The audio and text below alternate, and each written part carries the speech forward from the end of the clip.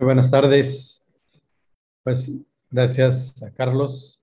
Carlos Lascano Sagún, espeleólogo, explorador, historiador, fue director del Museo de Historia de Ensenada, es miembro fundador del grupo de espeleología de la Universidad Nacional Autónoma de México y de la Sociedad Mexicana de Exploraciones Subterráneas. Es autor de varios libros sobre espeleología y exploración en México, tanto académicos como de divulgación. Algunos de ellos ya son clásicos. Es presidente de la Sociedad Nacional de Exploradores. Ha dirigido numerosas expediciones espeleológicas en todo México. Exploró varias de las barrancas más hondas de Chihuahua y Durango, dando a conocer la cascada de Piedra Volada, la más alta de México, con 453 metros de caída libre. Junto con Carlos Rangel, recorrió a pie toda la península de Baja California, siguiendo la olvidada ruta de sus primeros exploradores. Me recuerda a antiguos exploradores. Lascano fue el primer espeleólogo en explorar las famosas cuevas de Naica y junto con los miembros del grupo La Venta fue de los fundadores del proyecto Naica, cuyo objetivo era explorar y documentar sus bellísimas y peligrosas cuevas. Un placer tener aquí a Carlos Lascano. Muchas gracias, Roberto. Muchas gracias, ingeniero. Muchas gracias, licenciado. Agradezco profundamente, ¿verdad?, que me hayan permitido compartir algo de mi experiencia en el mundo subterráneo y en el mundo de la exploración con ustedes, ¿verdad? Y bueno, justamente ahorita en este tiempo estoy yo escribiendo un libro donde estoy resumiendo que llevo casi 50 años de explorador. Sí, es una reflexión presente sobre este aspecto que ha sido el rumbo de mi vida, sí, la exploración tanto de cuevas como de barrancas y de otros aspectos poco conocidos de nuestro país y de otros países también. Sí, he tenido la suerte de andar de pata de perro por medio mundo y partes del mundo ignoradas, que ha sido lo que más me gusta. Sí. Comenzaré a decirles que esta pasión por la exploración, digamos, es una vocación natural que de niño la tenía. Sí. Yo nací en la ciudad de Ensenada, pero mis padres tenían la casa en las orillas de la ciudad, o sea, en las afueras, ¿verdad? Y atrás de la casa había muchos cerros, los cuales siempre era mi intención, a ver qué hay, subía a un cerro y a ver qué hay atrás, se ve otro cerro y así. O sea, ya desde chico traía esa vocación por buscar, por explorar, para ver qué había más allá. Aunado a esto, mis padres también tenían una bien surtida biblioteca, ¿verdad?, sobre todo de temas de ciencia, la cual pues me sirvió mucho. O sea, desde niño me gustó comenzar a leer estos libros, ¿verdad? Era una época en que la televisión todavía no era pues nada que ver con lo de hoy, ¿verdad? Y de hecho nuestros padres incluso nos limitaban mucho el uso de la televisión. Por lo tanto, teníamos mucho tiempo para leer y precisamente de ahí nos nació el gusto por la lectura, pero sobre todo leyendo libros de ciencia y además libros de exploraciones y también algunas novelas. Yo recuerdo en especial las novelas de Julio Verne, que mucho me motivaron. Yo creo que eso le pasó a muchos exploradores. Sí. La de Viaje al centro de la Tierra, por ejemplo, yo creo que la leí varias veces, y luego de la Tierra a la Luna, sí, así como 20.000 leguas de viaje submarino. O sea, todo este ambiente familiar, ¿verdad?, que teníamos los cerros a un lado, en la casa, las lecturas, ¿verdad? Y luego nuestros padres nos estimulaban, sí, nos compraban libros, ¿verdad? Y eso fue despertando en mí esta curiosidad, este gusto por explorar, ¿verdad? De tal manera que cuando yo inicié mis estudios, yo fui a estudiar la carrera, soy ingeniero geólogo, me fui a estudiar a la UNAM. Y bueno, ahí caí en buen terreno, porque recuerdo que a los pocos días de ingresar vi un letrero, un anuncio para iniciar la escuela de espeleología del grupo de montañismo de la UNAM.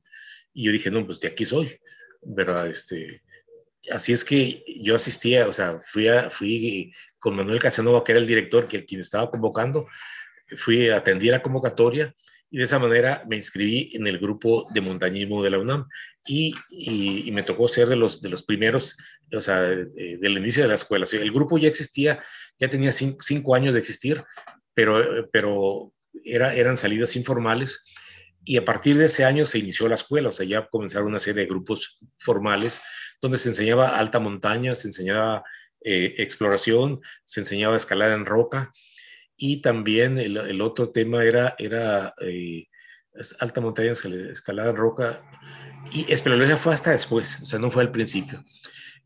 Al principio, o sea, en esos inicios yo me metí al grupo de alta montaña, o sea, que fue con lo que inició, y desde luego me gustó muchísimo la alta montaña, sí, de conocer, yo haber recorrido un poco los desiertos de Baja California, aquí fui descubriendo para mí otro México, o sea, algo muy distinto a lo de mi tierra, y comencé a ir con el grupo a las diferentes montañas más altas, como al Popocatépetl, al Iztaccíhuatl, al Pico de Orizaba, ¿verdad? Y después entré al grupo de escalada, ¿verdad? Lo que fue completando ese gusto y todas esas salidas por deportes de naturaleza, ¿sí?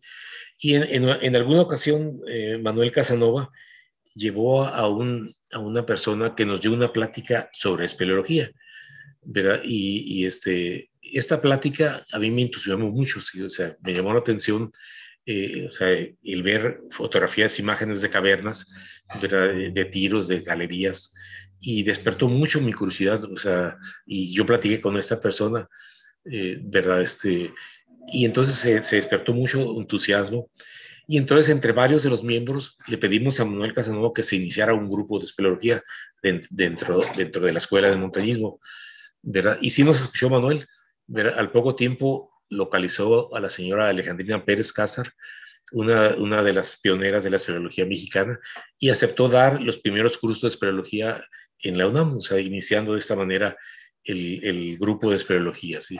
En los cuales estuvimos como iniciadores, como fundadores, Eusebio Hernández, Hugo Delgado, Hugo Saldaña y otras personas que después tendrán papel destacado en los deportes de naturaleza, especialmente en la alta montaña y en la espeleología. Entonces, de esta manera, o sea, Alejandrina supo despertar en nosotros el entusiasmo y el gusto por la espeleología, el amor por las cuevas, en todos sus sentidos, o sea, tanto deportivo como científico. Y de las primeras actividades que hicimos fue organizar el descenso al sótano de las golondrinas. Estoy hablando de 1977. O sea, era una situación muy diferente a la actual. Para llegar a Golondrinas había que caminar todo un día completo. Ahorita se llega en vehículo hasta la Boca. En aquella época era un día completo. Las técnicas eran muy distintas, eran mucho más primitivas. Nosotros mismos mandamos a hacer las cuerdas, nosotros mismos elaboramos el equipo, ¿verdad? Nosotros mismos pues fuimos entrenando ya con la guía de Alejandrina, ¿verdad? Hasta que realizamos este evento. Fueron 3, 4 meses de entrenamientos hasta que finalmente logramos hacer ese descenso después de numerosas prácticas en muchos tipos de cavernas, ¿verdad? Pero fíjense, nos quedó la inquietud, ¿verdad? Sobre la espeleología. En ese momento yo estaba en los dos grupos, el del grupo de alta montaña de la UNAM y el grupo de espeleología de la UNAM. Y lo que más me gustó a mí de la espeleología era que ofrecía un campo para exploración. O sea, yo me di cuenta que en el fondo lo que me atraía de la espeleología era lo desconocido. O sea, México es un país donde abunda mucho la roca caliza. La cuarta parte del país es de calizas. Por lo tanto, es un país lleno de cuevas. Y en aquella época, pues estaba la mayor parte del país inexplorado totalmente. Grupos de espeleología eran contados. No había una tradición exploradora propiamente dicha. Pero quienes más exploraron eran grupos de Texas, la Association for Mexican Cave Studies, pero aún era un grupo incipiente también en ese tiempo, ¿verdad? Por lo que a mí me trajo mucho este aspecto, sobre todo de ver lo desconocido. Lo que me traía era lo desconocido. O sea, no me interesaba repetir cuevas ya conocidas, sino cuevas desconocidas en las cuales se pudiera aportar algo. Quiero comentar que en ese tiempo Manuel Casanova estaba planeando hacer unas expediciones al Himalaya, ¿verdad? Yo ya había participado en los primeros cursos de alta montaña, había quedado en las selecciones, ¿verdad? Fuimos a escalar varios países, pero Casanova, cuando ya hizo la convocatoria para ir a las Himalayas, él me pidió que tenía que decidirme por la espeleología o la alta montaña. Y finalmente yo decidí dedicarme nada más a la espeleología. La alta montaña, con todo y que ascender una cumbre del Himalaya pues representaba mucho prestigio, era altamente atractiva, pero me di cuenta que en el fondo para mí no era una verdadera aportación. Finalmente, todas las montañas de 8,000 metros ya habían sido ascendidas, incluso por varias rutas, y aunque hubiéramos sido para aquella época los primeros mexicanos, finalmente no era algo realmente nuevo. A mí lo que me traía de las cuevas era que como mencioné, explorar cosas nuevas, aportar cosas nuevas, y México ofrecía mucho en ese aspecto. Curiosamente, o sea, en la alta montaña solo tenemos 3 montañas, que ahorita para cuestiones prácticas son 2, el Iztaccíhuatl y el Pico de Orizaba. En cambio, entonces, si uno quería desarrollarse en la alta montaña, habría que salir fuera de México. En cambio, en espeleología teníamos miles de regiones de cuevas, la mayoría vírgenes, y al contrario, muchos espeleólogos de varios países venían a nuestro país precisamente por la falta de espeleólogos locales, ¿verdad? Y porque aquí había un paraíso para los espeleólogos, ¿verdad? Que lo sigue siendo hasta la fecha. Entonces dije, no, pues aquí yo creo que México debe ser un país para espeleólogos, no para montañistas, no para de alta montaña, cuando menos. Y lo que se requieren son exploradores de cavernas. Por eso finalmente yo me decidí por la espeleología. Y finalmente, y con esta mentalidad de buscar cosas nuevas, de explorarse. Al principio, en el grupo de espeleología, cuando sale Alejandrina, varios nos quedamos al frente del grupo, y por un tiempo se quedó el ingeniero Guillermo Mora. Sin embargo, el ingeniero Guillermo Mora, influido un poco por la actitud de la alta montaña, de subir cumbres ya conocidas, él quería que continuáramos descendiendo cavernas ya conocidas, pero varios insistimos en que fuéramos a explorar. Y finalmente, como grupo, comenzamos a separarnos un poco de la UNAM por ese sentido, o sea, de buscando más bien hacer exploraciones nuevas totalmente, ¿sí?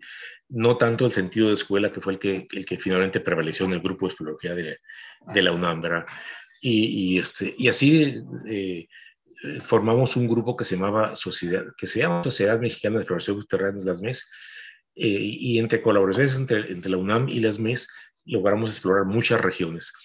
Encontramos bastantes cavidades. Una de las regiones más importantes que logramos fue en la Sierra Gorda, ¿sí? Ahí encontramos varias cavidades de 500, 600 metros de profundidad, ¿sí? Descendimos a algunos de los abismos más importantes, como Golondrinas, como el Sótano del Barro, Guaguas, pero posteriormente explorando otras regiones, por ejemplo en Jalisco, ya exploramos abismos nuevos, desconocidos, sí, como el Sótano del Pozo Blanco de 260 metros de vertical absoluta. En Chiapas, con los de la Venta, exploramos el abismo del Sótano de la Lucha. En Veracruz, nosotros ya exploramos bastantes abismos nuevos, como uno que se llama el Popoca, que es muy impresionante porque le entra todo un río subterráneo, y luego el sótano Tomás y Agua, una vertical de más de 300 metros, ¿verdad? O sea, nos empezó a ir muy bien como exploradores, sobre todo porque nuestro país, como lo mencioné, es una región propicia para ellas, ¿sí? Y hasta la fecha, ¿sí? Durante todos estos años, yo en este momento, cuando me decidí por la espeleología, decidí hacerlo una actividad de por vida. Y desde luego, la mayoría de mis amigos, incluso mis familiares, me auguraban que iba a tener poco éxito, que lo más probable es que tuviera que dedicarme a otras actividades, porque finalmente no iba a poder sostenerme. Pero hasta la fecha lo hice, si yo les dije a mis amigos, bueno, miren, voy a dedicarme a la espeleología, y el día que yo comencé a tener hambre, pues ya me dedicaría a otras cosas. Y, gracias a Dios, hasta la fecha no ha ocurrido eso. Siempre he encontrado la mano de otros ídoles, y a eso he dedicado buena parte de mi vida. ¿Sí? También otro aspecto que yo desarrollé paralelo, aunque poco después, fue el estudio de la historia, pero bueno, ese es otro campo, ¿verdad?, en el que también me ha ido bien. Pero bueno, aquí vamos a hablar de la espeleología. Vieran que durante muchos años estuve, sobre todo en los segunda mitad de los 70s, 80s y parte de los 90s, estuvimos explorando campos nuevos en Sierra Gorda, en el estado de Guanajuato, en Colima, en Jalisco, en Veracruz. Estuvimos en Nuevo León, en Coahuila, incluso hice algunas incursiones en la península de Yucatán, a Chiapas. Ahí en la península de Yucatán, ahí me invitó la Facultad de Ingeniería de la Universidad Autónoma de Yucatán para hacer un estudio de cenotes. En ese tiempo yo trabajaba como espeleólogo, como estudioso de cuevas, como castólogo, más bien geólogo, castólogo, en el Instituto de Geografía de la UNAM, de la que estuve varios años dedicado al estudio de las cuevas, y después de ahí me trasladé a la Universidad Autónoma de Yucatán, precisamente para hacer estudios de cenotes. Y comencé ahí con un grupo que ya había, y comenzamos a explorar cuevas y también a bucear cenotes. Para esto quiero decirles que yo llevé cursos avanzados de buceo en cuevas y también con la Federación Francesa de Espeleología llevé durante varios meses numerosos cursos de técnicas avanzadas de exploración de cavidades, técnicas que después digamos, las incorporamos a la técnica mexicana, sobre todo a través de la Escuela de Espeleología de la UNAM, y son técnicas que actualmente son los que y de otro tipo de sensores, pero la técnica europea es muy superior en ese aspecto. Incluso actualmente la técnica norteamericana ya, que es la que mejores características tiene, sobre todo para el tipo de cavidades que tenemos aquí en México. Pero entre las experiencias que tuve entre 2 años, bueno, ya ven aquí la imagen de la Cueva de los Cristales, y para mí ha sido uno de mis encuentros subterráneos más importantes de mi vida. ¿Sí? Como ustedes saben, esta cueva está considerada entre las más hermosas del mundo, pero también igualmente muy peligrosa. ¿Sí? Esta cavidad fue descubierta en el año 2000 dentro de la mina de Naica al hacer un túnel nuevo. Pero vieran que el gerente, yo conocí al gerente de la mina de Naica porque habíamos sido compañeros en la universidad, y en ese tiempo yo vivía en Chihuahua, y allí en Chihuahua había reuniones con cierta frecuencia de geólogos a la que yo asistía. Y una vez me dijo mi compañero, el gerente de la mina, que acababan de descubrir una cueva nueva allí en Naica, que si me interesaba ir a verla. Ellos nomás habían visto el acceso, pero me advertía que tenía un clima muy agresivo, que no era tan fácil.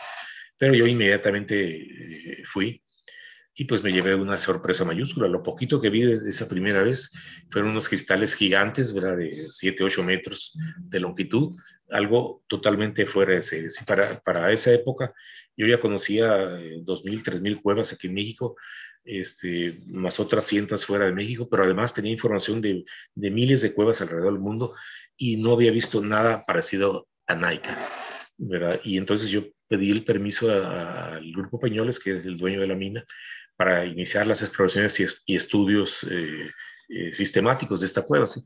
No más que, como les menciono, es una cueva peligrosa, difícil, ¿verdad?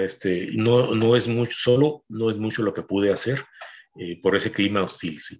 Entonces fue cuando recurrí a mis amigos italianos del grupo de espeleólogos de la Venta, y los invité precisamente a que vinieran y se pudiera elaborar un proyecto para poder explorar y estudiar de manera sistemática. ¿Sí? Los italianos vinieron inmediatamente, sí, sobre todo cuando les mandé las primeras fotos, y desde luego aceptaron a iniciar este proyecto. Desarrollaron un traje con el cual se pudiera explorar con cierta seguridad, y se hizo un convenio con el grupo, con los dueños de la mina, el grupo Peñoles, por los cuales tuvimos 5 años ¿cómo se llama?, de exclusividad para poder explorar, estudiar y documentar la cueva. Y de ahí han salido numerosos estudios, numerosos documentales, videos, y actualmente está por salir un libro para conmemorar los 20 años precisamente de esas exploraciones. ¿Sí? Quiero comentarles que después de que yo estuve explorando mucho, sobre todo a partir de la Ciudad de México y luego de Yucatán, me regresé a Baja California. En Baja California, por desgracia, no hay tantas cuevas como en México, no, como en el centro de México. Es más bien un clima árido, seco, no hay calizas, por lo tanto la existencia de cuevas es mínima.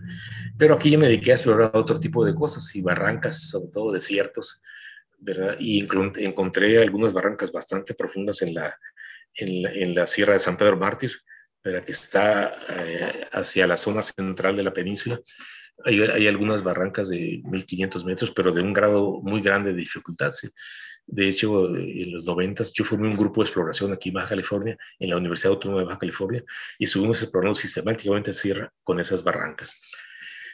Posteriormente, yo me fui a radicar a la ciudad de Chihuahua, al estado de Chihuahua, ¿verdad? Ahí yo le propuse al gobierno del estado de Chihuahua formar la dirección de ecoturismo, precisamente para explorar las posibilidades del ecoturismo en el estado. El gobierno del estado aceptó y esto me permitió explorar completamente el estado de Chihuahua. Sí, durante 10 años lo estuve explorando, ese era mi trabajo. Y pues tuve suerte porque encontré muchísimas cosas y algunas de las barrancas más hondas de México, y como la barranca de Sinforosa de 2.200 metros de profundidad, la barranca del Moinora de 2.500, sí, otra fue la barranca de Huápoca en el municipio de Madera con 1.800, y luego estaba la barranca de Candameña que tiene 1.800 metros, pero en esta barranca de Candameña, muy quebrada, así muy vertical, me encontré cosas interesantes, comenzando con una cascada que tenía casi medio kilómetro de caída libre. De hecho, en profundidad total eran 560 metros, de los cuales 453 metros eran en caída libre. ¿Sí? La cascada más alta de México. ¿Sí? Anteriormente estaba considerada la cascada de Masasashi, que no está lejana a Piedra Volada, como la más alta de México, muchos decían que tenía 300 metros, pero yo la medí en 2 ocasiones y fueron 246 metros. ¿Verdad? Estaba considerada la más alta de México. Sin embargo, con esta de Piedra Volada, bueno, fue casi el doble de tamaño, ¿verdad? Fue un hallazgo muy interesante. Y fue una de las muchas cosas que encontramos en esa barranca, ¿sí? Otra cosa fue la piedra del gigante, la peña del gigante, una pared vertical de 1.000 metros, que ahorita ya es una pared clásica, ¿sí? Entre los escaladores, ¿verdad? Sobre todo los escaladores de buen nivel. Si no tienen su currículum en esa pared, no se les considera buenos, ¿verdad? Es una pared difícil de buen nivel, vienen de escaladores de todo el mundo. Esa pared la encontramos precisamente cuando descubrimos la cascada de Piedra Volada, y nosotros con el grupo que yo había formado no la escalamos porque yo no he sido escalador a ese nivel, no soy, pero sí la rapeleamos. O sea, logramos llegar a la cumbre por otra ruta fácil e hicimos un rapel en 3 partes, ¿verdad? De que recorrimos descendimos esa pared, ¿sí? Rapelear, digamos, una pared de 1.000 metros no es nada más de agarrar una cuerda de 1.000 metros y lanzarla, ¿no? Se tiene que estudiar la pared, ver en qué partes va a fraccionar, ¿verdad? De hecho, estuvimos colgados ahí una semana, ¿verdad? Con eso les digo todo. Además de otras barrancas ahí en Chihuahua, encontramos en el municipio de Madera, en la barranca de Huápoca, ahí descubrimos más de 100 sitios arqueológicos de la cultura Casas Grandes, de lo que le llaman Paquimé. Encontramos en esa barranca tiene casi los 2.800 metros de profundidad, pero en alguna de sus zonas tiene una serie de cavidades en las paredes, en sitios muy inaccesibles, donde encontramos pueblos completos, ¿verdad? Que tienen entre 700 y 800 años de antigüedad. Algunos de estos sitios, de estas cuevas, había casas de adobe, ¿verdad? Algunas hasta de 3 pisos. En su interior encontramos ollas, encontramos momias, encontramos cestería, arcos, flechas y una serie de materiales que normalmente no se conservan, materiales orgánicos, pero debido al clima seco, ¿verdad? De esa región, ahí se han conservado muy bien. Y fueron más de 100 sitios que encontramos en esa barranca y sus barrancas laterales, y fueron exploraciones que duraron 7 años de una manera sistemática, ¿verdad? Ese fue otro de los grandes hallazgos que hicimos en toda esta parte. Y miren, otros aspectos que encontramos allí en Chihuahua, ya les mencioné la cueva de los cristales en Naica, pero hemos encontrado otras cuevas también de gran belleza posterior a Naica, sí, que si no hubiéramos encontrado Naica, estas serían entre las más hermosas de México, ¿verdad? Como una que se llama Tres Marías, también con cristales de extraordinaria belleza, ¿sí? Y estas exploraciones las hice con algunos de mis amigos tejanos, espeleólogos tejanos de gran calidad, como Peter Sprouse, que exploramos sistemáticamente el noreste de Chihuahua en busca de sus cavidades, ¿verdad? Otros abismos que me ha tocado mucho explorar, participar cuando menos, es el sistema Huautla, que ustedes habrán escuchado, sí, la caverna más profunda de América, que tiene 1560 metros, y creo que es la quinta o sexta más profunda del mundo, una cavidad muy compleja con 80 kilómetros de longitud, ¿verdad? Y cantidad, tiene más de 25 entradas, ¿verdad? En los 80 estuve participando yo en algunas de las exploraciones para ir ampliando el conocimiento de esta cavidad, ¿sí?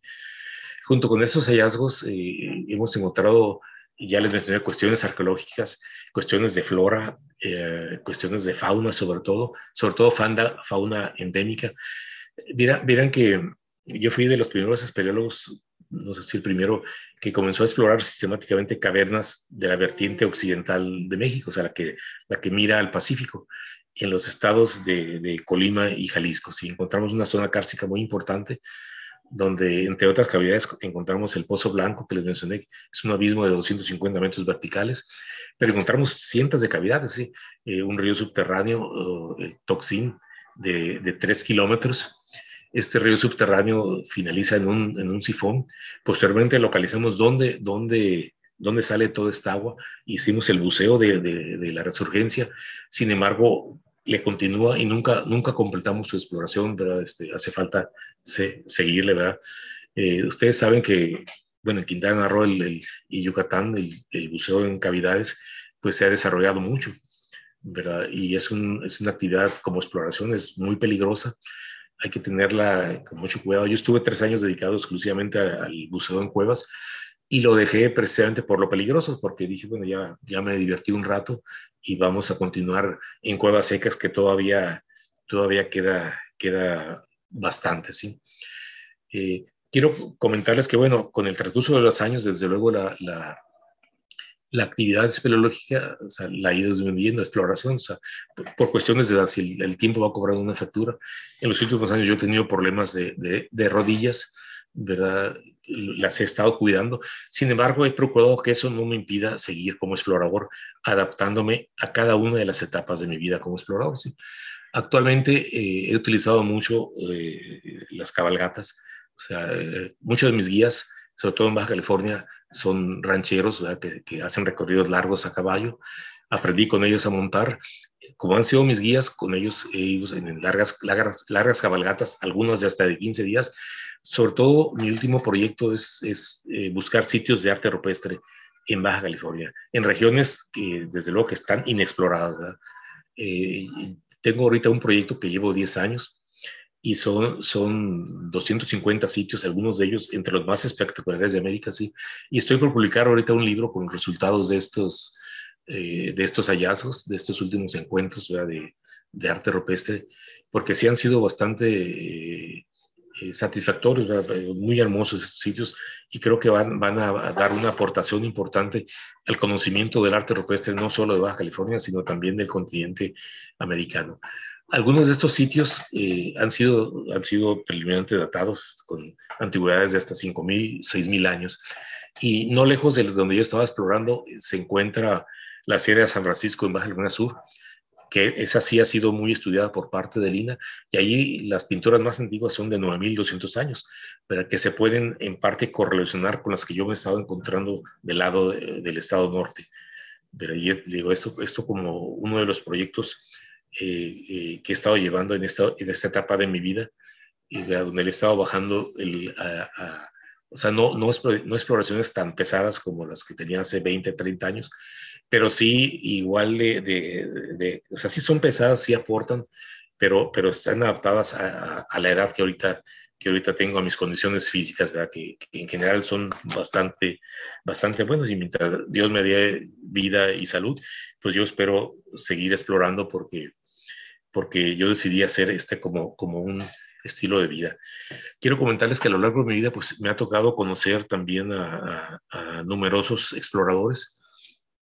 En el 82, la primera vez que yo fui a Francia, me tocó conocer a Norbert Casteret, que fue para mí una experiencia muy estimulante.